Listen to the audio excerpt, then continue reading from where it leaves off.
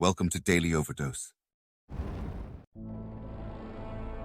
Almost any accomplishment in the history of the world has come at the hands of people who've taken risks. People who are willing to push the envelope. People who are willing to explore the unknown. And, the key thing about taking risks is learning. And if something doesn't work out, learn from it. And then you're able to move further. If you play it safe, that makes you stupid. Because if you don't take risks, you don't get smarter.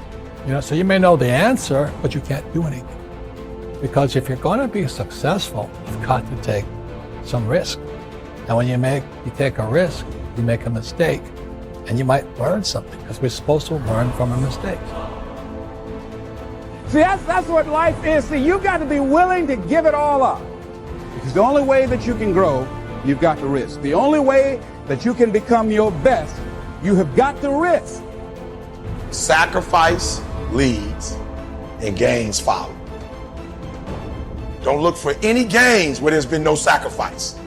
Don't wake up and look for no gain. Don't look for your game to improve. Don't look for the record to improve. Without sacrifice, there are no gains.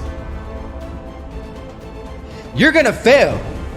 You're gonna fail 10 times, 100 times, maybe even 1,000 times. But that's okay.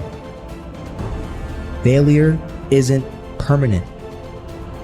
Falling isn't permanent.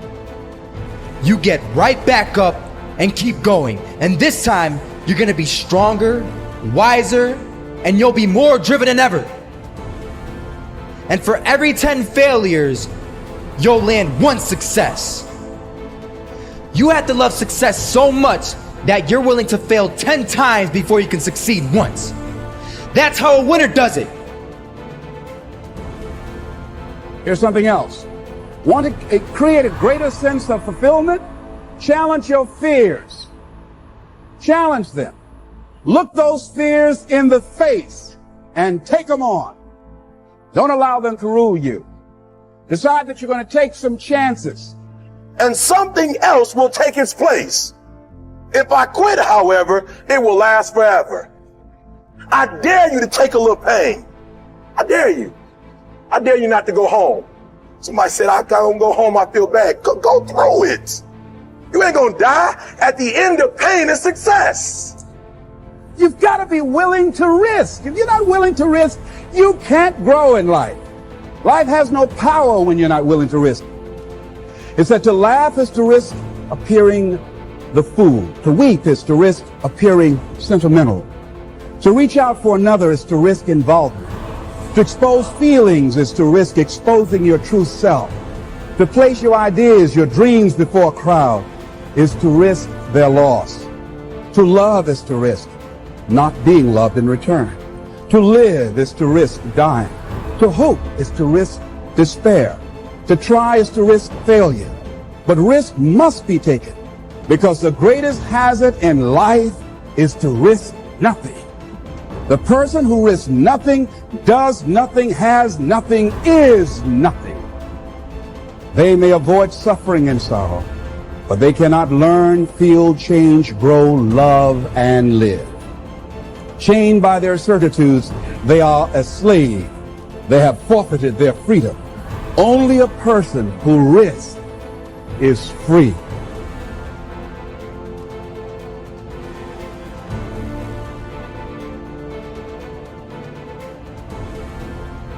I don't know how many of you remember or recognize the name Howard Hill.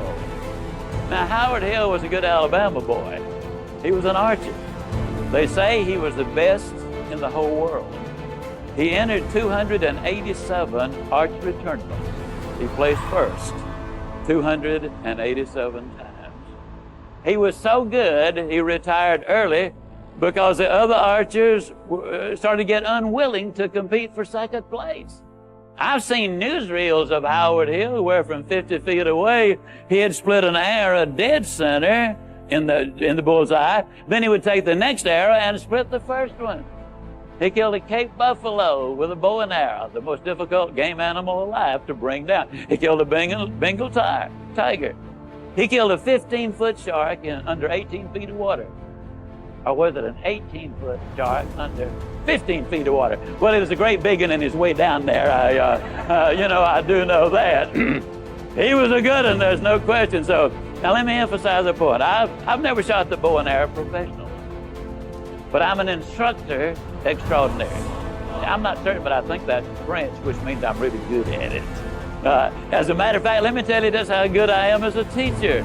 If I could spend 30 minutes with any man or woman who will ever view this, providing your eyesight is good and your health is normal, at the end of 30 minutes, I would have you hitting the bullseye more consistently than Howard Hill could hit it on the best day he ever had. Sound like I'm bragging, but I'm not. I could do it.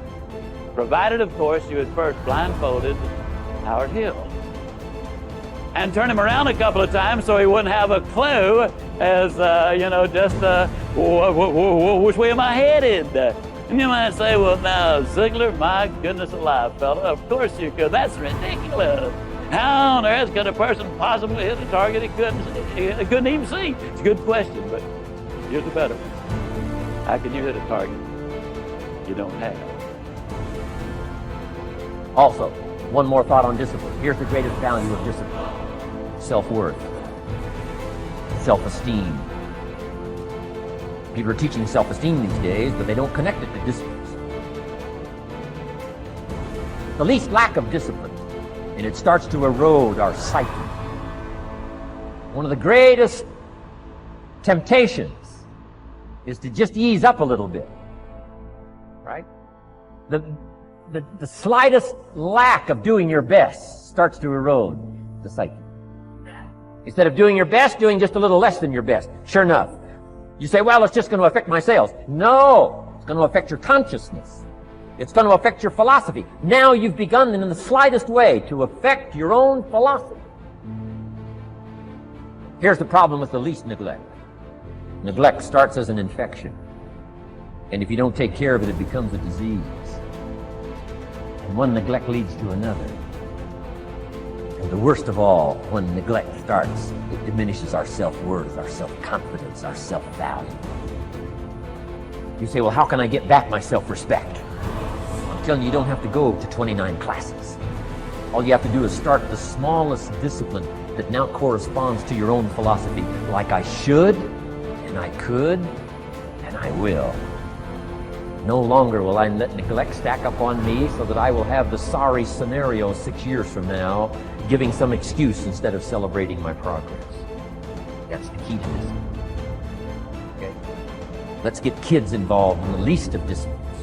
One more, and then one more, and then another one, and then another one, and then some more. And the first thing you know, you're starting to weave the tapestry of a disciplined life into which you can pour more wisdom and more attitude and more strong feeling, more faith and more courage. Now you've got something, a vessel in which to put it. And now the equities start to flow.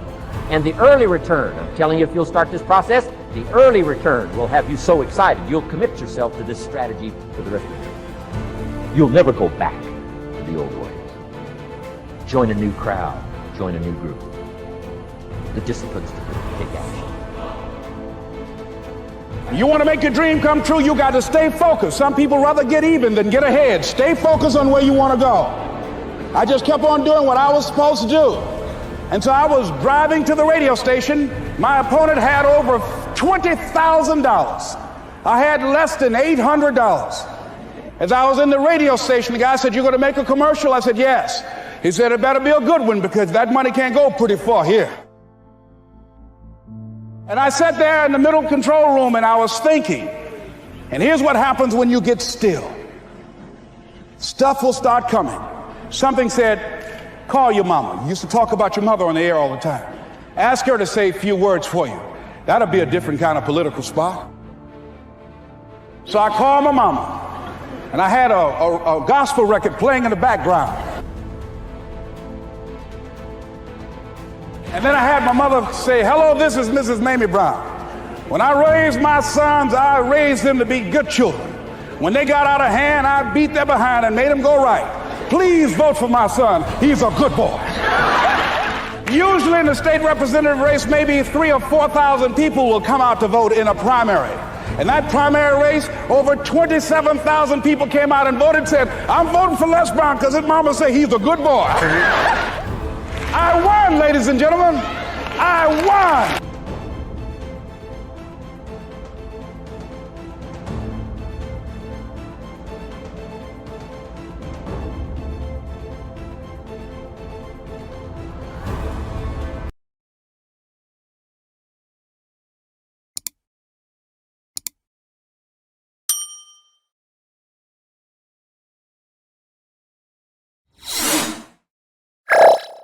Thank you for watching our videos. Please like and subscribe to our channel so you won't miss another video.